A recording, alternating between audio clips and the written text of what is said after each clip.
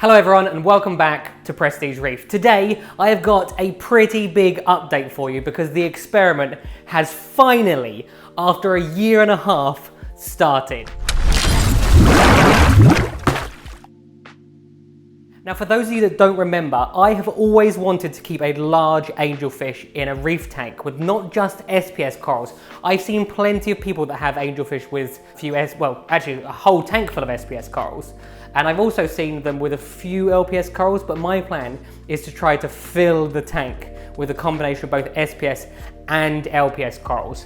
And for the first time, after such a long time, I'm finally testing her. So what I'll do is I'll show you quickly what's in with her at the moment, and then Sam and I, because work experience guy is here again this week, will select some corals to test her with today. So let's give you an update on the water box tank. The first thing you will notice is the majestic angelfish has now gone. The sand, as always, looks brown on the camera, but is actually much better by eye than before. And I have actually stuck down some of the acros now. So you can see there's a few acros back there.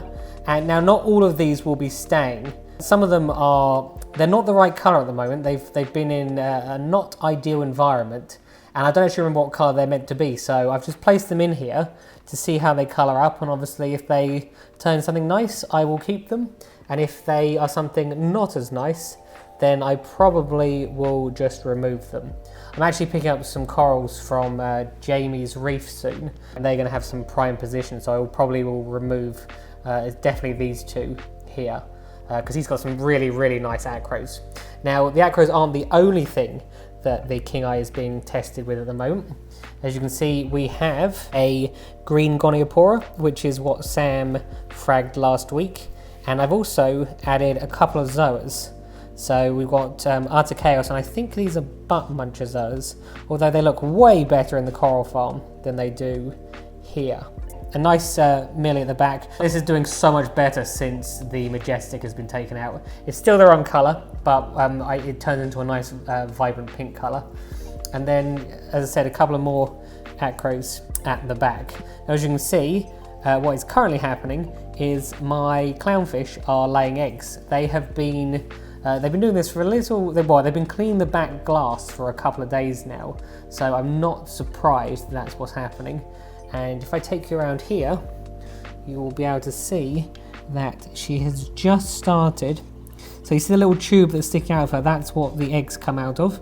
And then once the eggs are there, which you can see on the wall here, the male will come and fertilize them afterwards. So just a really cool thing to see. Unfortunately, the babies won't survive.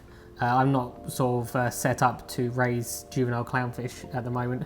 I did try it once before. I didn't have much luck with clownfish, but I have had a lot of luck breeding Banggai cardinals, but they are obviously much easier. Now the final thing to show you that I've been testing the king eye with is this Trachyphyllia. Now this is probably my favourite piece in the tank at the moment, and the reason it's my favourite piece is because I never ever expected to be able to have a Trachyphyllia in here. She did take a bite out of it when it first went in, and that concerned me a lot, but I thought let's just see, because she might be eating like the slime off of it, and that appears to be what was happening because it's been in there for about a week now and she's not showed any other interest in it. The other thing to point out is, although they aren't quite the right colour at the moment, you'll notice that what I've been doing is I've been putting different corals of different shapes, growth patterns, colours together, just to try to create an interesting visual collection. Now the problem is, because I've only just stuck these down, they have all immediately had a tantrum and lost their colour, which is not unusual with Acropora. The other thing that I have kind of just more recently realised, I always wanted a black tang, but as you can see from Smudge, and the reason he's called Smudge is because most of the time you have no idea, it's like a little blur. The blue assessor is that with a black background, you don't see, fish that are dark colours you don't see, so a black tang you almost would hardly ever see. Similar issue with the black and white clownfish. They don't sort of pop out as much as the bright orange one. So I'm not really sure. I think going forward with regards to fish selection, I'm going to be quite careful, and I will probably want some very prominently coloured fish rather than some of the more dull colours. But yeah, that's sort of it for the water box tank. I'm planning to go into the coral farm and take 2 more trackies and add them to this, and I will show you how she interacts with them, and we'll go from there. Right, now we're back in the coral farm. As always, it is a working coral farm, so there is plenty of mess happening today. The tanks are filthy, and that's because we are focusing on something more important. We are currently stripping down each of the trays. Now this one has been done this morning. You can see what's happening is we're taking the racks out and then cleaning all the algae off all the way down to the bottom, because usually obviously we can't get to the bottom with the algae scraper, and then we're siphoning out all of the crud and shit which has been here for probably 4 years now. Plan is basically to get the systems it's like a full strip down clean of all the tanks. So far we've done 5 of the 8 tanks, so there are 3 more to go. The problem is the 3 that are left to go are the most difficult ones, because they are the ones that are fully overgrown with coral, whereas the ones that are here, you can take the racks out much easier. But we are doing all of this in preparation for Aqua in September, because I want the corals to be like, I want this to be a representation, well for everyone actually, but I want this to be an exceptional representation of Prestige Reef, because there'll be, at the moment, I think there's nearly 1,400 people going. So that is a lot of people to sell coral to. They'll come back as repeat customers. Right now, I'll pass you over to one of the new, much loved feature of the channel, which is the week's update with Sam. You're not going to get that many more of them, are we? I think there's only 4 more times you're going to be here, isn't it? Yeah, 3 or 4. 3 or 4. Yeah. So what have you done this? What have you done this week then? So yesterday we started off by comparing the soft coral prices on Ryan's website. She was very competitive with other people. He was. You always look so suspicious when you say that. No, just shocked. Again, I'm surprised, because I wouldn't have. I don't do a lot of soft corals, so no, there'll be other people more focused on them. We then moved on. We fragged a load of Cyphastrias, yeah, which are all really bright, and I hope they're really popular for Aqua. Did another big water change on the water box in the house. That was about 300 or 400 litres, wasn't it? Yeah, a really, really big one, using the method that we showed in the other video. Preparation for corals today, is that right? Yeah, we're going to select some corals today. We're going to clean all the coral farm and everything, and then after that, as a final reward, we're going to select some corals at the very end of the day. And then finally yesterday we went on a date to Nando's. We went on a date to Nando's, yeah. After Nando's, what did we do? We went to Jamie's house to see his very impressive tank. Yeah, so those of you that have followed the channel for a while will have seen Jamie in the Love to Reef video. Jamie has an exceptional tank. It is absolutely massive.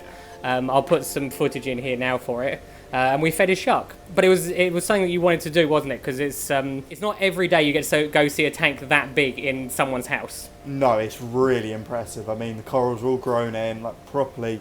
It looked natural, which you don't see in a lot of tanks. And the fish were all massive, you know, really fat, healthy. And then what have you been doing this morning? Do you want to show people what you've been doing? Yeah, so this morning we've been cleaning out all of the trays. So just taking out all of the trays one by one, cleaning all of the algae. So the corals go in this box here. There's no water in this box, because corals can survive out of water for a long time. As long as they're kept moist, it doesn't particularly matter. Obviously, even in the wild, sometimes they're out of the water for hours. Yeah, so literally lifting the tray straight up, all of them on there, just siphoning out all of the crap that's accumulated under there. Just giving it a bit of a clean, getting rid of the algae, you know, to make it look a bit nicer. A job that needs to get done. While Sam's been doing that, I have been sorting out the Zoa tray. So if I keel over before the end of this video, you will never see this. So far I've done about, I think, probably 50 Zoa frags, but I do them in sort of small batches these days, just because obviously, those of you that saw the video, my coral tried to kill me. It made me very, very sick once, so I don't mess around with them anymore. So I'm going to let Sam get back to doing what he's doing, and then later on in the video, we will pick some corals, and I will show you how I dip them, and we'll put them in the tank, and then you will get an exclusive first look with the angelfish to see if it eats the new corals. Right, now there are 2 trackies which I plan to move over to the water box tank. Here is one of them, and the other one is over here. The first thing I do before I do this actually when I'm shipping coral to people as well. I take the coral out. These have quite a small skeleton actually. I'll check it to see if there's anything that I wouldn't want to be passed over to the water box tank. Now obviously you can see there are some bristleworms. I'm a madman touching them. But I'm not worried about bristleworms because they aren't bad, or however they do sting you. This is a lovely Trachyphyllia. You can see sort of the coloration on it a bit better now. Now the reason I moved the other Trachyphyllia over first was because that one is a little bit more of a common coloration in comparison to this one. So this is the first one. I'll show you the second one. There you go, I don't know if you can see that. I have obviously just been stung by bristleworms. That's the perfect example why some people don't want them in their tank. However, I literally just do that. And although it might be itchy for a little bit, they're not too bad. And then this is actually one of my favourite Trachyphyllias. You see we've got the sort of the pink and the blue and the stripes. Now, as I said, both of these are going into the waterbox tank. These are both actually on the website, and I'm not opposed to selling corals which are in the waterbox. I don't think I'll be fragging off obviously any big colonies that grow for a while because I want it to grow out. However, anything like this that can be replaced with a different one, I'm totally fine with. But of the two of them, I actually like this one more than the other one just because of the colour contrast. So let's get them inside and start dipping them.